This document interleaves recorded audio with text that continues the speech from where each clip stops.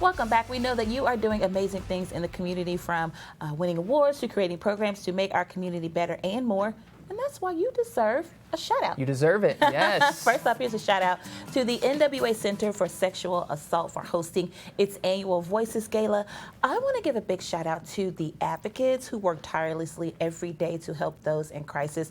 They've got such a big job, as you can imagine. It could be a tough one when you're taking those calls, but watching them take the stage to acknowledge partner organizations in the community was amazing. They're the advocates right there.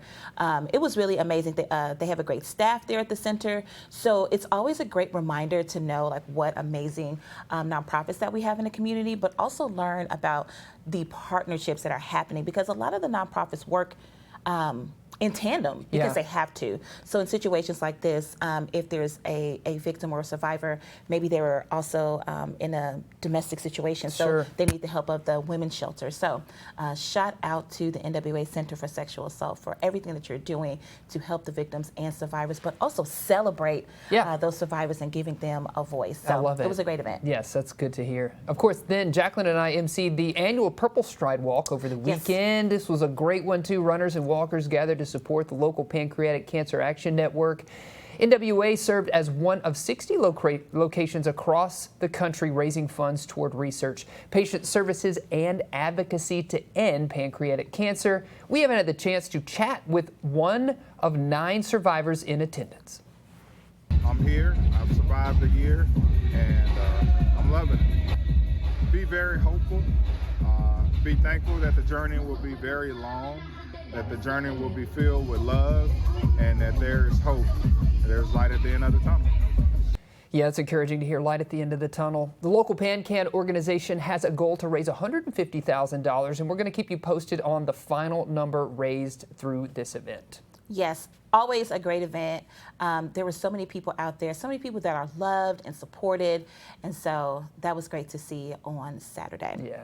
Also over the weekend, again, Jason and I had a busy weekend. We did.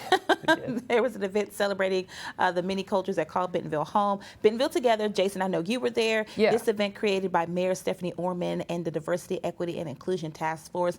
People came to Orchard Park for food, musical performances. The festival also had 10 multicultural entertainment acts, each celebrating their unique heritage.